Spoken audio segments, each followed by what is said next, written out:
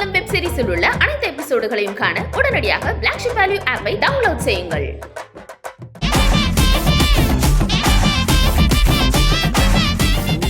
பட்டி மண்டபத்தினுடைய இயக்குனர் சின்னத்திரையின் சிங்கப்பெண் சிவநந்தினி வாங்க.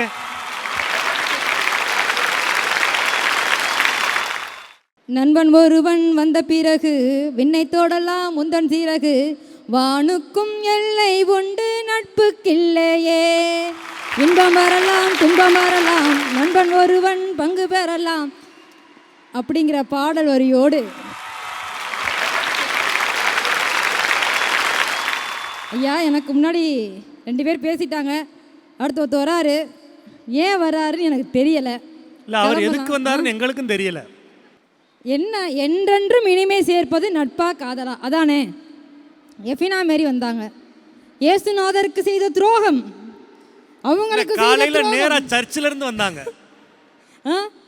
ஆமா, நீங்க ஏதோ காதல்ல நடக்காத துரோகம்மா, காதல்ல நடக்காத தோல்வியா? அத்தி பூத்தார் போல எங்கே ஒரு கூடா நட்பு நடந்ததற்காக இந்த உலகத்தில் எத்தனை நட்பால் எத்தனை சாதனையாளர்கள் வந்திருக்காங்கன்னு உங்களுக்கு தெரியுமா?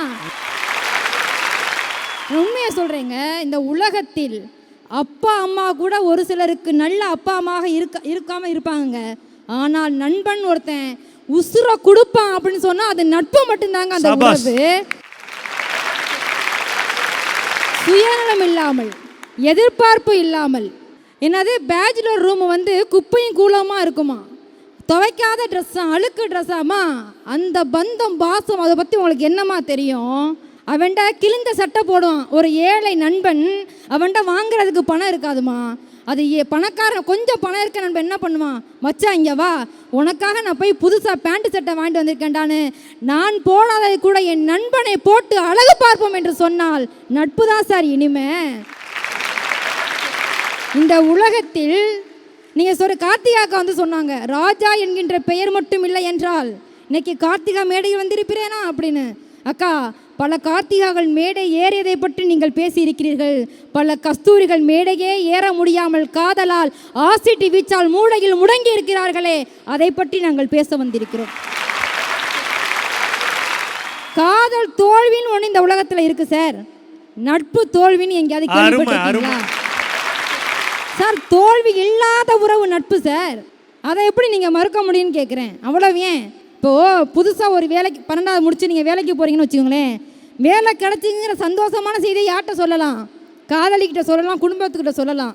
இதே வேலை எதிர்பாராத விதமாக வேலை போயிருச்சுன்னு வச்சுக்கோங்களேன், அந்த செய்தியை நீங்கள் போய் உங்கள் காதலிக்கிட்ட சொல்ல முடியுமா? உங்கள் வீட்டில் சொல்ல முடியுமா?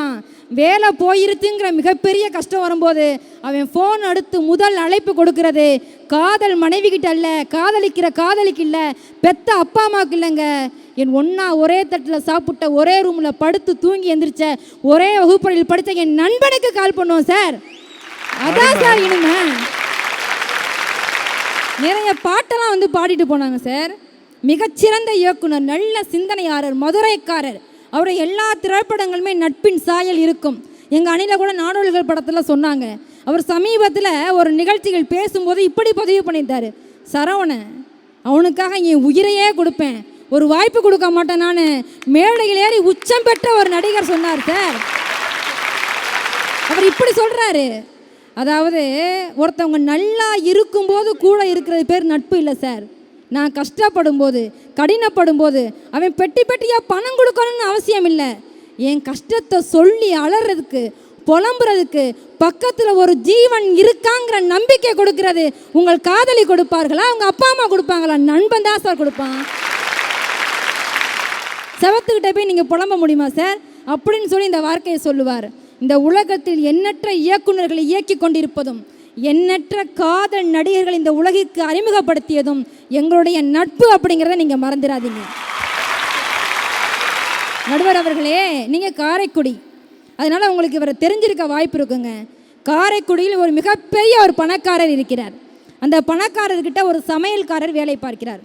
அவர் ஒரு நாள் உட்காந்து ஆசுவாசமாக பேசிட்டு இருக்கும்போது அந்த சமையல்காரரை பார்த்து கேட்குறாரு, ஐயா, இந்துக்களுக்கு வாழ்நாள் ஆசையாக காசிக்கு போகிறது இருக்கும், இஸ்லாமியர்களுக்கு மெக்கா மெதினாவுக்கு போகிறது வாழ்நாள் ஆசையாக இருக்கும். நீங்கள் கிறிஸ்துவராக இருக்கீங்க, உங்களுடைய வாழ்நாள் ஆசை என்னங்கய்யான்னு கேட்டதுக்கு அந்த சமையல்காரர் சொல்கிறாரு, எனக்கு என்னையா பெருசாக ஆசை வந்துட்டு போகுது, என்ன மாதிரி ஆட்களுக்கெல்லாம் அந்த போப்பாண்டவரை அந்த கிறிஸ்துவ தந்தையை போய் நேரில் பார்க்குறதாயா சந்தோஷம் அப்படின்னு சொல்லிட்டு போயிட்டாருங்க. ஒரு நாள் அந்த பெரிய பணக்காரர் வாட்டிகன் சிட்டியில் இருக்கக்கூடிய அந்த போப்பாண்டவர்கிட்ட அப்பாயின்மெண்ட்டு வாங்கி இந்த சமையல்காரரை அழைச்சிட்டு போகிறார். நேரில் போய் உட்காந்த உடனே போப்பாண்டவர் பார்த்து பேசுகிறார். இப்போ இந்த பெரிய பணக்காரர் அவரை அறிமுகப்படுத்திக்கிறார். என் பேர் இது, என் ஊர் இது, உங்களை பார்க்கறதுக்காக வந்திருக்கோன்னு சொன்ன உடனே போப்பாண்டவர் எந்திரிச்சு ஆரத்தழுவி நன்றி சொன்னாராம். அதற்கு அந்த பெரிய பணக்காரரும் சொன்னாராம், நான் வந்தது எனக்காக இல்லை, நான் வந்ததை இவருக்காக தான் வந்தேன், இவர் என்னுடைய சமையல்காரர் என்று சொன்னாராம். நட்பு சார். அந்த பணக்காரர் வேறு யாரும் இல்லைங்க, காரைக்குடியை கல்வி நாடாக, கல்வி ஊராக, கல்வி என்று சொன்னால் வாரி வழங்கிய வள்ளல் அழகப்பர் தான் அந்த பெரிய பணக்காரர். அவரிடம் வேலை பார்த்த சமையல்காரர் தான் அந்த நண்பர். சமையல்காரன் நீங்கள் எனக்கு வேலையாட்கள் கிடையாது சார். ஒரு முதலாளியும் தொழிலாளியும் இருக்கக்கூடிய அந்த நட்பு உணர்வு வாட்டிகன் சிட்டியில் இருக்கக்கூடிய பாண்டவரை போய் நேரில் சந்திக்க முடியும் சொன்னால் அது காதலால் முடியாது, நட்பால் முடியும். கடல் கடந்து உங்கள் ஆசையை, பாசத்தை, கனவை நிறைவேற்ற முடியும் என்று சொன்னால் அது நட்பால் மட்டும்தான் சார் முடியும். எஸ் ராமகிருஷ்ணன் ஒரு எழுத்தாளர் இருக்காருங்க. அவர் நிறைய புத்தகங்கள், நிறைய சிந்தனைகளை பதிவு செய்திருக்கிறார். அவர் புத்தகத்தில் இப்படி ஒரு கதை எழுதினார். அதை படிக்கும் போது எனக்கு மெய் சிலிர்த்துருச்சு. காதலுக்காக கொடி பிடிக்கக்கூடிய எழுத்தாளர்களுக்கு மத்தியில், சிந்தனையாளர்களுக்கு மத்தியில் இப்படியும் ஒரு எழுத்தான்னு நான் ஆச்சரியப்பட்டுட்டேங்க. ஒரு வயதான முதியவர், ஏன்னா வயதான காலத்தில் தான் காதல் தெரியும்னு எதிரில் சொன்னாங்களே, 60 கடந்த ஒரு வயதான முதியவர். அவங்க கிட்டத்தட்ட ஒரு 50 ஆண்டுகளாக பாலிய சிநேகத்தோட பக்கத்தில் இருக்கக்கூடிய பார்க்குக்கு எப்பவுமே போயிட்டு வருவாங்களாம். அப்படி போயிட்டு வரும்போது பேசுறது, பார்க்குறது, வாக்கிங் போய் இந்த மாதிரி இருந்திருக்காங்க. ஒரு நாள் அந்த எஸ் ராமகிருஷ்ணன் போகும்போது 2 கோப்பை தேநீர் வாங்கிட்டு அந்த வயதான முனிவர் வந்து உட்காந்துறான். இதை பார்த்தா எஸ்ட்ரா கேட்குறா, ஐயா நீங்கள் ஒரு ஆள் தான் இருக்கீங்க, ஏன் 2 கப்பு டீ வாங்கிட்டு வரீங்கன்னு கேட்டதுக்கு அந்த வயதான அந்த ஐயா சொன்னாராம், இல்லை 50 வருட நண்பன் என் கூட எப்போவுமே இந்த பார்க்குக்கு வருவான், 2 பேரும் நாங்கள் டீ சொல்லி நாங்கள் உட்காந்து டீ குடிச்சிட்டு வாக்கிங் போயிட்டு வருவோம். 2 நாட்களுக்கு முன்னாடி அவன் தவறிட்டான், அவன் இறந்து போனாலும் 50 ஆண்டுகால அந்த நினைவு, நாங்கள் பேசிய அந்த உரையாடல், அந்த 2 கப்பு தேநீர் எங்கள் நினைவுகள் அவன் என் கூட இருக்கிற மாதிரி வச்சிருக்கான் அப்படின்னு ஒரு உணர்வை பதிவு செய்கிறார் என்று சொன்னால் அது காதலால முடியுமாங்க சார்? அவங்க என்ன சொன்னாங்க, எஃபினா வந்து கேட்டாங்கல்ல, உனக்கு நான் பெஸ்ட்டு ஃப்ரெண்டா நீ பெஸ்ட்டு ஃப்ரெண்டான்னு கேட்பாங்களே, காதலை போய்ட்டு நீ பெஸ்ட்டு லவரா நான் பெஸ்ட்டு லவரான்னு கேட்பாங்களான்னு. அதாம்மா நட்பு. நண்பர்கள் எப்படி வேண்டுமானாலும் கேள்வி கேட்டாலும் அவர்கள் நண்பர்களாக தான் இருப்பார்கள். ஆனால் காதலர்கள் ஏதாவது ஒன்று சின்னதாக முகம் சுளித்தால் கூட இன்னைக்கு பிரேக்கப்பு, நாளைக்கு வேறு காதலன், நாளை மறுநாள் வேறு காதல் என்று நீங்கள் மாறிக்கொண்டிருப்பீர்கள்மா. அதுதான் நட்பு, அதை மறந்துடாதீங்க.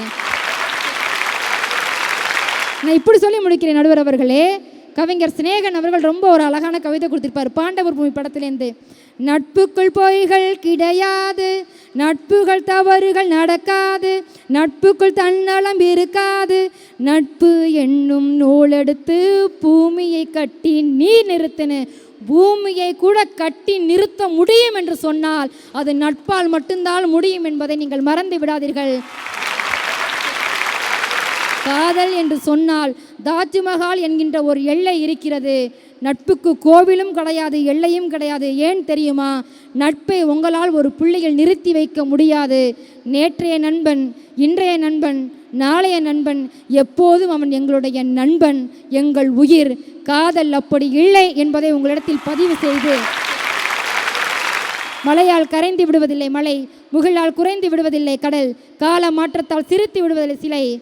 எத்தனை எத்தனை தோல்விகளை காதல்கள் கொடுத்தாலும் தோல்வி கொடுக்காத, துவண்டு இருக்கும் நேரத்தில், சோகமாக இருக்கக்கூடிய நேரத்தில் ஆறுதல் தர, அரவணைப்பு தர, மகிழ்ச்சியை கொடுக்க, துக்கத்தை பங்கெடுக்க ஒரு உயிர் நம்மை போன்றே யோசிக்கும் என்று சொன்னால் இந்த உலக வரலாற்றில் நட்பு நட்பு நட்பு. நன்றி, வணக்கம்.